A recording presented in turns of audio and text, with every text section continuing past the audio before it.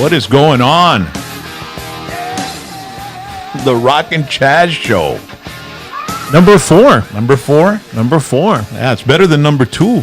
Yeah, number 4 has an even number. Well, so is 2, but 4. That's just when you soil the entire bathroom, man. Number 4 is just like anything liquid that shoots out of the body is 4.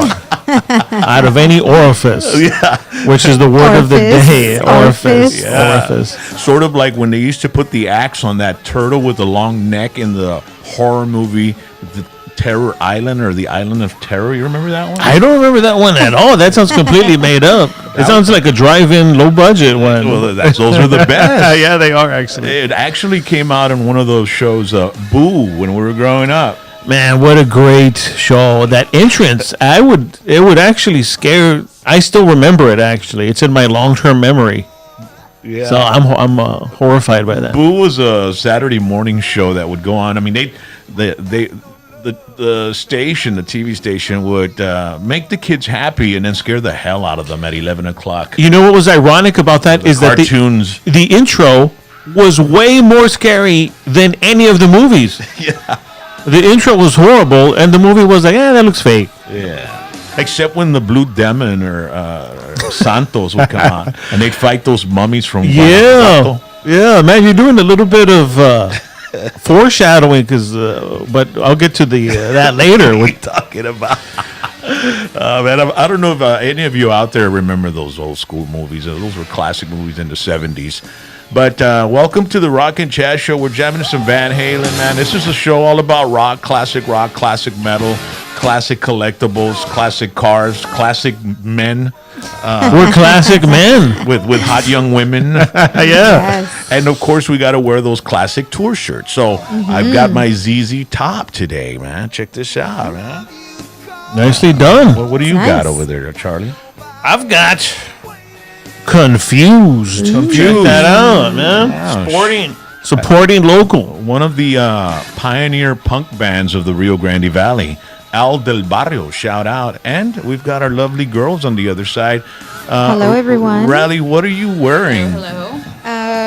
My Kiss World Tour shirt. Oh, you know they're at the end of the road. They're at the end of the road. So Riley, did you ever see Kiss? Yes, we've seen them in Austin at the 360. What is it called? Amphitheater? Yeah. Mm-hmm. We saw them there. Def Leppard opened up for them. Mm-hmm. Oh, man. Everyone talks about that tour.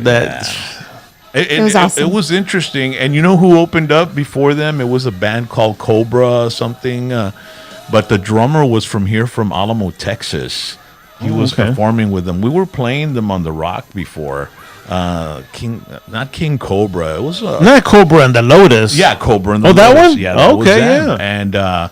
And they had Bones Elias was the drummer, who was real good friends with Chester Bennington and slept on the couch of DJ Ashba for a while. I talked to DJ Ashba, the guy that was playing guitar for Guns N' Roses, and I asked him about it. He goes, oh, yeah, Elias, man. Yeah, he slept on my couch for like 6 months in L.A. He didn't have nowhere to stay. And I'm like, wow, man, that's cool, dude. Thanks for backing up a homeboy, you know? So what about you, Felicia? What do you got on? I have the Venomous shirt. Oh, man. There you go. Everyone is represented. Yeah. A big shout out and a big applause for Venomous, the Venomous brothers. So we like to start our show, the Rockin' Chaz Show, by announcing last week's winners, because we give away T-shirts, Q94.5 T-shirts, and we're all rock all the time now, and we have this retired shirt. As a matter of fact, won't the producer bring one over?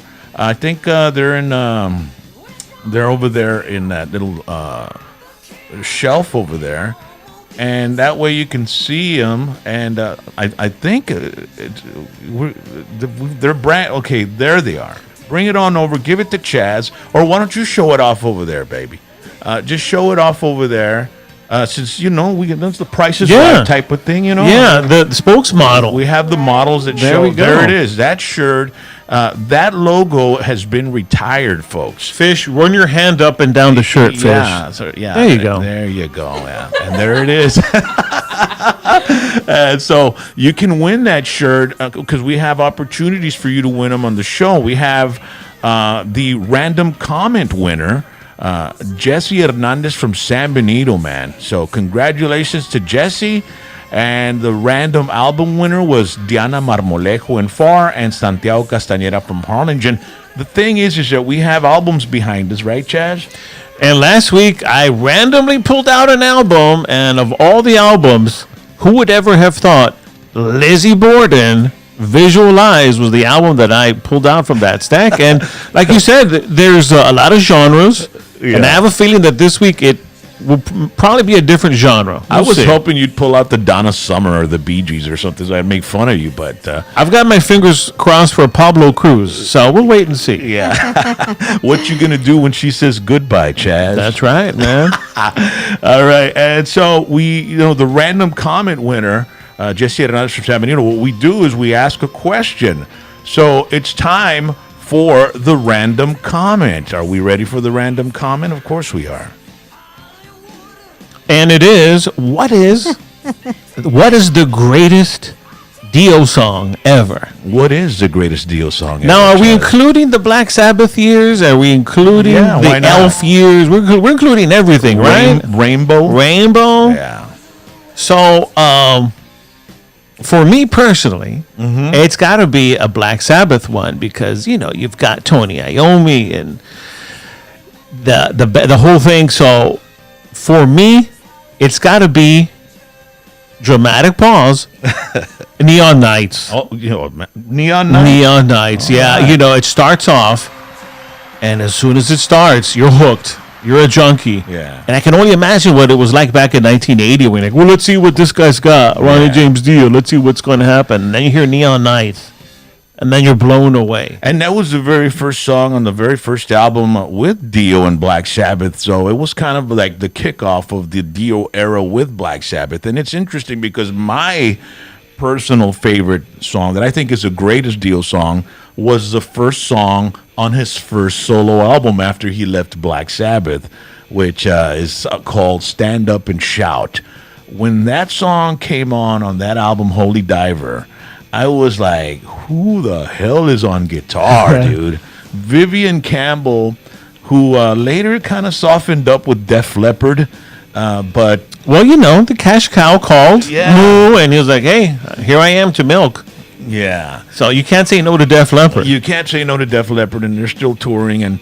But Dio, man, that song was it just began a solo career that was just amazing. But out of all the albums he recorded, Last in Line and Rock and Roll Children, all these other songs, I think the first song on the first album is the one that I think would be the greatest song. Now, what is your favorite song, or what do you think is the greatest Dio song? Make sure to comment, because we're going to pick a random comment winner, and you can win, like Jesse Hernandez from San Benito, that wonderful shirt that we just had modeled by one of our girls right here in our studios, okay? So there you go. So now it's time for Chaz's Collectible. Now, when you were talking about booth theater, and you said, hey, sometimes you'll see Blue Demon and fighting zombies. And I said, hey, Rock, I think you're foreshadowing. You're like, I don't even know what you're talking about. I'm talking about Chaz's Collectible. So what I brought this week from my, personal collection from my house, just things I like to share. He brought his TV. Thank you for sharing. Curtis Mathis. Curtis, how old is that? The Collectible. It's got tubes. Merry Christmas. I like that. When people were saying, hey, COVID-19 is on the loose, you got to wear a mask. I said, perfect. I have a plethora of masks. So for Chaz's Collectible. Wait, real quick. What's a plethora? Plethora Is that the is big word of the day? another big word. It's plethora is an abundance of. No. Okay, It's an overabundance. Overabundant. Okay, Wow, okay. even I got corrected. That's inconceivable. Sorry, Chaz. So here we go for Chaz's Collectible. It is the Blue Demon mask, and I've worn this to HEB, thinking, I need a mask. I'm ready. We've seen you there, by the way. Yeah, wearing this, and someone wanted the apples. I gave him a cross body block, and I got my fruit. And so here we have the Blue Demon. By the way, I got this in FAR. You know that store called Bowler's Fruits, and it's already, they took it down. Wow. It's on Cage. No, I don't remember. It By doesn't the ex- tracks? Yes, Yeah, by the I tracks. know. They would sell piñatas and stuff. I know that one. It doesn't exist anymore. That's where I got this bad boy. Well, I haven't hung That's awesome. out by the tracks in a long time. So I don't know. Oh, dear. So I'm ready to fight crime. Chaz's collectible is the Blue Demon mask. So you bought the master, huh? Yeah, I sure did. Yeah, okay. and I have it on display, museum style, in my apartment. Hence the styrofoam head.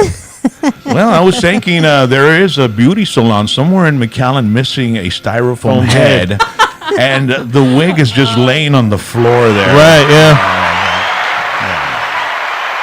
I love it. So there you have it. That's Chaz's collectible. Tomorrow morning, we'll be asking for a call on Q94.5 All Rock all the time.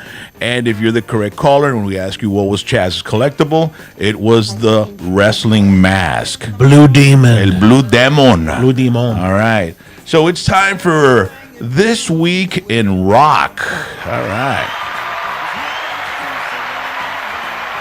So the reason that we asked the question, what is the greatest Dio song ever, is because this past weekend, May 16th, as a matter of fact, on Saturday, it was the anniversary of Ronnie James Dio's passing away. And he performed till 2010, and he was performing till the day he died, man. And luckily, I got to see him with Heaven and Hell in San Antonio. And, I never thought, I thought, I'll get to see him some more.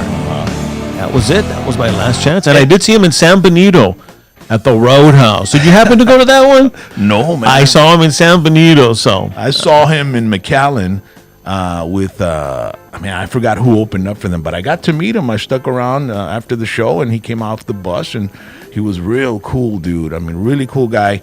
You were mentioning that Heaven and Hell show they were opening up, right? They were in the middle okay. because Iron Maiden or Judas Priest, I don't know who, was closing.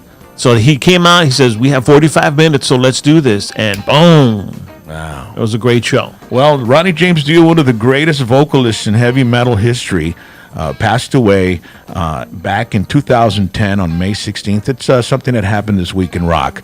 Something else that happened this week was the following day, another tragic death. On Sunday, this past Sunday, was the anniversary of the death of Chris Cornell, man, after performing with Soundgarden in Detroit. He was found dead from an apparent suicide at the age of 52. That had to be one of the most shocking turn of events in history, right? Yeah, because what happened is he outlived all the grunge guys, right? Everybody, okay, so he outlived, Kurt Cobain. Yeah. And then he outlived... Lane Staley. Yeah, and okay, so... And the singer from Blind Melon. He's 52. He's made it, right? Yeah. And then boom, and I remember that day I got a text and I saw it and I was like, oh, no, man. What trips me out is what the guy's on top of the world. He's one of the greatest singers. He's made all kinds of money. And they had just begun a reunion tour with Soundgarden that was going to take him all across the globe. And he decides to take his life. I mean, I have no earthly idea what could be going through a person's mind to do something like that. When I kind of felt maybe there was a lot of pressure, Well, I remember his wife had said she wasn't happy with the prescription drugs that he was taking, and that so maybe he wasn't in the best mindset because of the medication he was taking.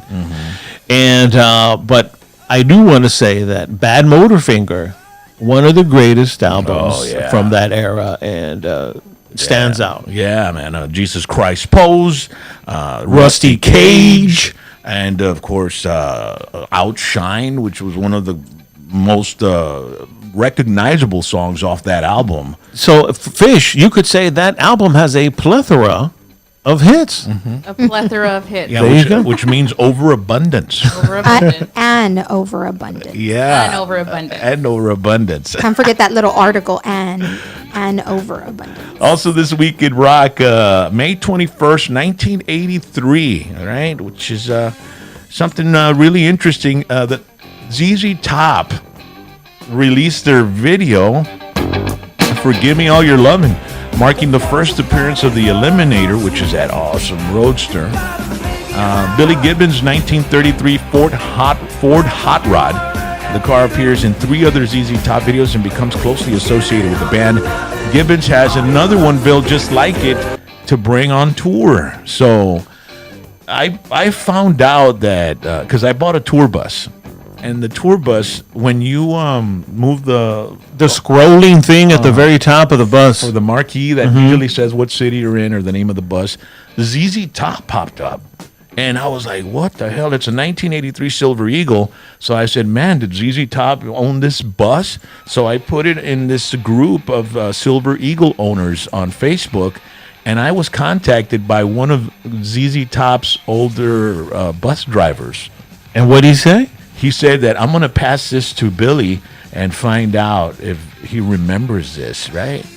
And Billy Gibbons responded and said, it doesn't look like any that's been on our tours. Okay. So I was like, well, then why the hell would it have ZZ Top, right? Yeah. Someone was posing as ZZ Top. Yeah. Putting on a fake beard, driving around, Yeah. getting free food. You're giving me some ideas, dude. You know, that video came out in 1983, and it was the perfect marriage for MTV. Man, they needed, because all the videos were from England. Yeah. And they needed like some American stars, specifically from Texas. Yeah. And man, that launched their career into the stratosphere, man. Yeah. I mean, those videos were little movies. Yeah. They were perfect. I think that just kicked off the decade, kicked off MTV, and it showed the power of MTV. And the guy that produced the videos was just, he knew exactly what he wanted to do with the band.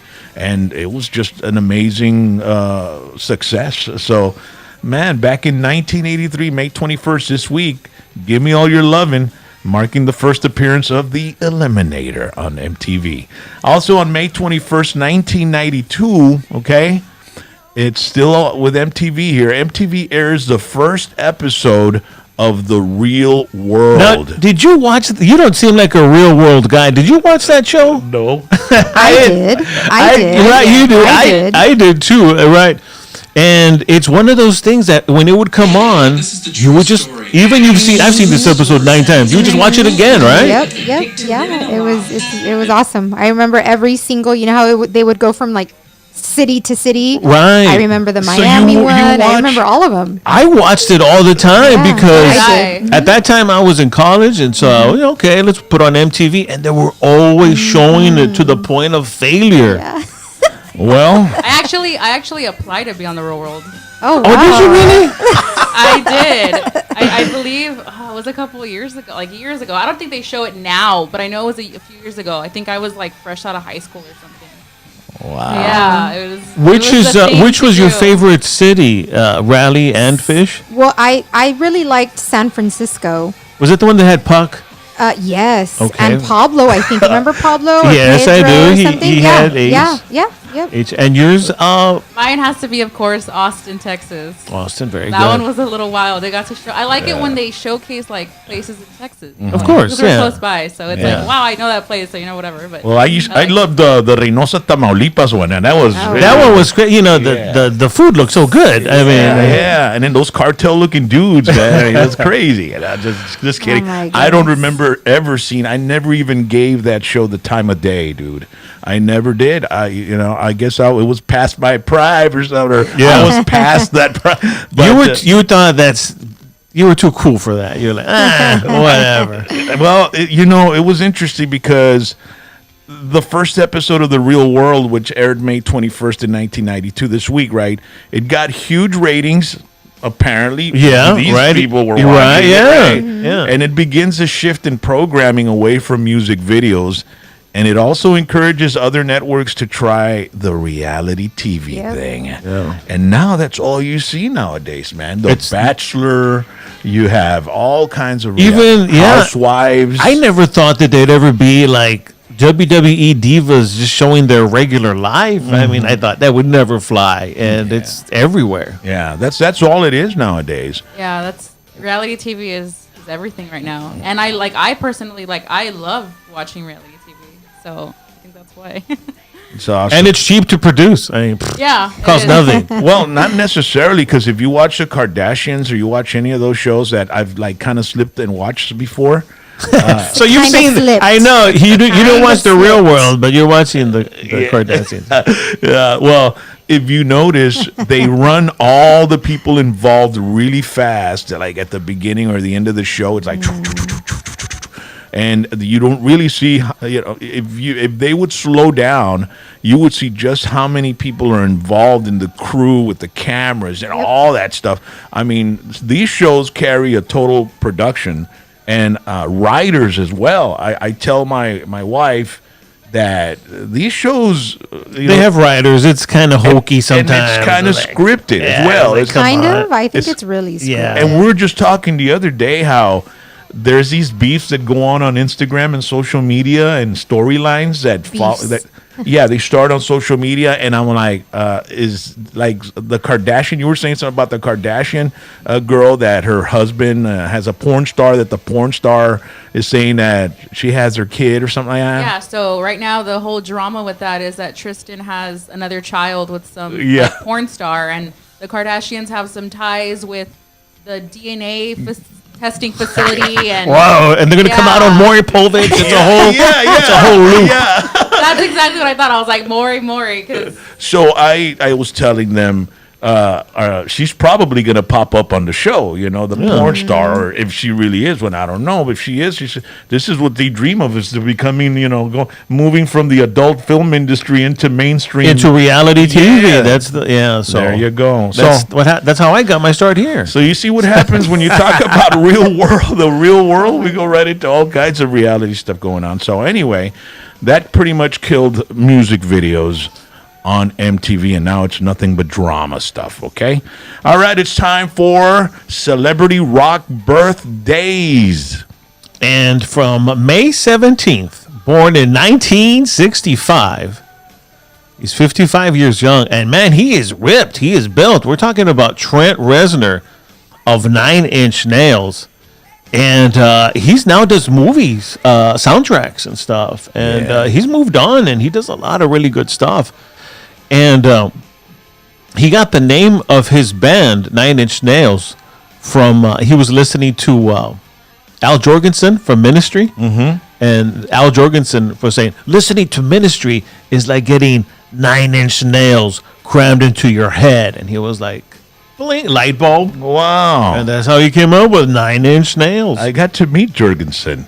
Oh, yeah, he came down. Did you meet him when he was at the in FAR? Yeah, at FAR Event Center, and it was with Ministry, and there was probably about 50 people there, dude. I mean, I was pretty shocked. I thought there was going to be a bigger turnout, but he's always been very underground, man. Yeah. I mean, and there's certain areas in the. Was it that week that it was also in this moment, like within 4 days apart? I think, there was a couple of concerts, and it kind of like split up the audiences. But either way, they put on a hell of a show, man. I mean, Jorgensen is one of those guys that he's pioneered a lot of a certain style industry. Industrial, style. and Industrial, basically there we go. Rob Zombie kind of copied Al Jorgensen. All right, May 17th, celebrating his birthday. Oh, by the way, 55, Trent Reznor's 55 years old. May 17th was Paul Di'Anno, man. He was born in 1959, and he is 61 years old. And, man, let me tell you, the first time I ever heard Iron Maiden was with Paul Di'Anno. And it was very kind of punkish, and very a lot more raw. And there was always the debate, like, hey, what if they stuck with Paul Di'Anno? Would they have made it to the next level? And What do you think? I don't think so. I don't either. I don't think so. Yeah. So, but he was a great frontman. I actually got to meet Paul Di'Anno In which decade? when he came after he was kicked out of the Iron Maiden. Like around early 80s? Yeah, he had Paul Di'Anno's Battle Zone, and he came over to the Villarreal Convention Center, and I got backstage, and I was hanging out in the dressing room with him, and he was like real sick from his throat, man. He was waiting for some spray, but he was young. I mean, he was just about 2 or 3 years out of Iron Maiden. Yeah. And he did some Iron Maiden stuff, so we were all pretty fired up. But it was a small crowd, and of course Iron Maiden with they came to the Valley with Paul Di'Anno, and they never returned after they got Bruce Dickinson. Yeah. They never came back. They never came They back. came in the 90s here when they another singer. yeah. Yeah, and Again in San Benito. yeah, the Roadhouse. Also celebrating a birthday this week is Dusty Hill. Man, he's born in 1949, May 19th.